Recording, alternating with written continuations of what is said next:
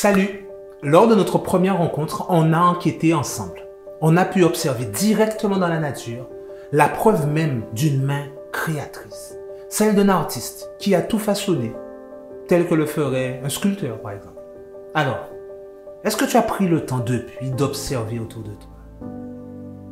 Un artiste signe toujours son œuvre. Sois attentif, parce qu'avoir conscience de l'existence de Dieu, c'est le premier pas vers la vraie liberté, vers le bonheur. Est-ce que tu sais que Dieu cherche à renouer contact avec toi? Il a choisi des hommes pour te révéler son amour, pour l'écrire, afin que ce message traverse des âges pour te trouver.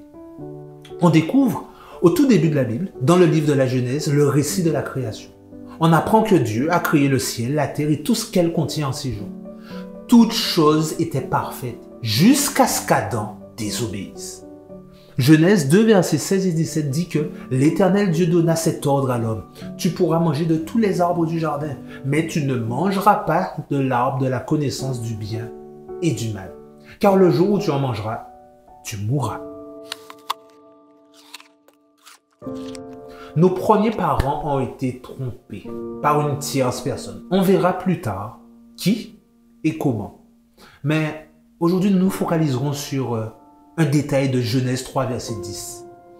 Ça dit que ils entendirent la voix de l'Éternel Dieu qui parcourait le jardin vers le soir. Et l'homme et sa femme se cachèrent loin de la face de l'Éternel Dieu, au milieu des arbres du jardin.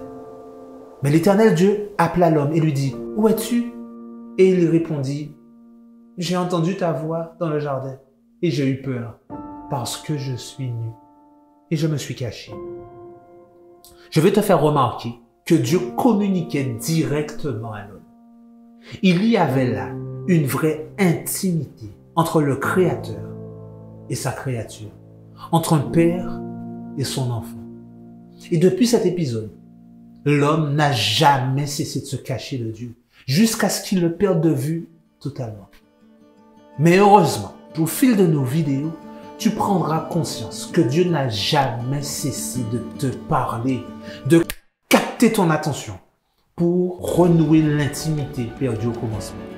Dieu parle de plusieurs manières, mais il parle surtout à travers les Écritures, à travers la Bible. 2 Timothée 3, verset 16 déclare « Toute écriture est inspirée de Dieu et utile pour enseigner, pour convaincre, pour corriger, pour instruire dans la justice. » La Bible ne cache pas qu'elle a été écrite par des hommes. Mais elle insiste sur le fait que ces hommes ont reçu l'ordre de Dieu pour le faire et qu'ils ont été inspirés par lui. De quelle manière? Un exemple se trouve dans Apocalypse 1, verset 1. Ce livre contient des réalités cachées que Jésus-Christ a fait connaître clairement. Dieu lui a fait connaître ces réalités pour montrer à ses serviteurs ce qui doit bientôt arriver. Le Christ les a fait comprendre à son serviteur Jean en lui envoyant son ange. Il existe probablement plein d'autres manières que Dieu inspire. Mais je t'ai présenté une des manières. Maintenant, tu peux tout de même te demander en toute légitimité, ok d'accord, inspiré de Dieu, mais ça a été écrit il y a longtemps. Est-ce que la Bible d'aujourd'hui est fiable? Pour la première partie de la Bible, le plus vieux manuscrit écrit en hébreu qui contient tout l'Ancien Testament date du Xe siècle après Jésus-Christ. Il s'agit du Codex d'Alep. De plus, en 1947, on a découvert les manuscrits de la mer Morte qui remontent à une période plus antérieure, située entre le 3e siècle avant Jésus-Christ et le 1er siècle de notre ère. En fait, c'est au fond d'une grotte que le bédouin Mohamed Eddib a découvert des jarres abritant les textes bibliques datés de l'époque même du Christ. Les textes qu'il a trouvés ont peu de variations par rapport à ceux du Codex d'Alep. Je veux te faire entendre que la transmission a été fidèle, malgré les 1000 ans qui séparent les deux ouvrages. Pour le Nouveau Testament maintenant, les originaux ont été écrits rapidement après les faits, de l'an 45 à l'an 100. Quant aux premières copies, elles ne sont pas très éloignées de la rédaction de l'original, de 30 à 300 ans.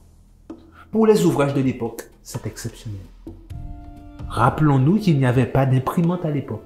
Chaque manuscrit était fait main, recopié à la main. Hormis le fait que Dieu lui-même a dû veiller au grain, qu'est-ce qui a fait que les textes ont pu rester aussi conformes après autant de copies? Parce que je dois te rappeler que chaque copie est la copie d'une copie. En fait, pour le juif, recopier les textes de la Bible est une tâche sacrée. Le copiste prenait un bain rituel pour se purifier. Avant de copier le nom de Dieu, il changeait de plume et il se lavait les mains. Lorsqu'il avait fini son travail, il comptait le nombre de lettres pour vérifier qu'il n'avait rien oublié. Un manuscrit avec une erreur était brûlé. C'est carré, quoi. Parlons maintenant du contenu. La Bible a été transmise avec fidélité, ça on l'a entendu. Mais est-ce que son contenu est vrai? Plusieurs arguments me poussent à dire oui. Premièrement, un message cohérent. La Bible a été écrite par 45 écrivains. Il y avait des rois, des prophètes, des bergers, des percepteurs, des médecins, des pécheurs. Ils ont écrit sur 16 siècles, à différents endroits. Et pourtant, la Bible est cohérente dans son enseignement. Un autre argument sur la fiabilité du contenu, c'est la confirmation d'événements bibliques par des auteurs non croyants. On a par exemple la mort de Jésus sous le règne de Ponce Pilate, qui est confirmée par Tacite. C'est un historien romain qui vivait de l'an 58 à l'an 120 après Jésus-Christ. Il le confirme dans son ouvrage qui s'appelle Annales. L'historien Joséphée Flavius aussi. Dans son ouvrage Antiquité judaïque numéro 18, il s'accorde avec les évangiles de Matthieu, Marc et de Luc sur la mise à mort de Jean-Baptiste par Hérode. La confirmation de certains éléments par l'archéologie est également un argument supplémentaire. Dans la ville de Jérusalem, un sceau en argile, vieux d'à peu près 3000 ans, a été découvert près du mur des Lamentations. C'est un trésor qui vient apporter la preuve que le titre de gouverneur de la ville, dont seul l'Ancien Testament, le début de la Bible, en parlait jusqu'ici, a bel et bien existé. Un autre argument archéologique, la stèle en granit du pharaon Minéphate, qui date de 1200 ans avant Jésus-Christ. Elle a été découverte à Karnak à la fin du 19e siècle et elle fait mention d'un peuple nommé Israël qui vivait en Canaan. Alors, un autre argument, le style biblique. Le style biblique est très différent de celui des mythes. La Bible contient des généalogies, elle contient des noms de villes, des personnages, des dates, pour montrer qu'elle parle de la réalité. Quel intérêt les apôtres auraient eu à mentir? Premièrement, leur message était impopulaire. De plus, à cause de leur enseignement, ils étaient persécutés. Presque tous les apôtres sont morts martyrs. On ne se laisse pas mourir au point canular. Je ne veux pas te dire que toutes les personnes qui meurent pour un message, pour une cause, ont forcément raison. Mais je crois qu'on peut raisonnablement penser qu'on ne se laisse pas condamner à mort pour une histoire qu'on a inventée de toutes pièces. Pas de démenti. Comprends bien que les premiers manuscrits datent seulement de 30 ans après la mort de Jésus. Après leur mise en circulation, les témoins oculaires étaient encore en vie. Et la Bible en cite plusieurs. Marc 15, verset 31 parle de Simon, Simon de Cyrène. Acte 12, verset 13 fait mention de Rhodes. Et on a aussi en Corinthiens 15, verset 5 à 7 qui nous parle de Céphas. Ils auraient pu affirmer le contraire si cela n'était pas vrai. La Bible inspirée de Dieu. Dans l'Antiquité, l'homme pensait que la terre était plate. Mais 700 ans avant Jésus-Christ, Ésaïe avait bel et bien écrit, dans Ésaïe 2, le verset 22, « C'est lui, en parlant de Dieu, c'est lui qui est assis au-dessus du cercle de la terre. » Quelle clairvoyance! Inspirée de Dieu, je te dis. Pour ces raisons, et d'autres encore, je crois que la Bible, que son contenu premier est véridique. La Bible est souvent le livre qu'on critique, mais qu'on n'a jamais lu. C'est en la lisant que tu pourras te faire une idée de sa valeur. La Bible et toi. La Bible est le seul livre qui a le pouvoir de transformer les êtres humains à la ressemblance de Jésus-Christ. Hébreux 4, verset 12 dit « Car la parole de Dieu est vivante et efficace, plus tranchante qu'une épée quelconque à deux tranchants, pénétrante jusqu'à partager l'âme, l'esprit, jointure et miel. Elle juge les sentiments et les pensées du cœur. » La lecture de notre livre peut te changer tes idées personnelles. Mais la Bible change le cap de ta vie. Elle change le cœur des criminels, le cœur des bandits, des fraudeurs. Les menteurs deviennent des personnes respectables quand elles acceptent la parole. La parole, elle parle de qui? Jean 5, verset 39 nous donne un bel indice. Vous sondez les Écritures parce que vous pensez avoir en elles la vie éternelle. Ce sont elles qui rendent témoignage de moi.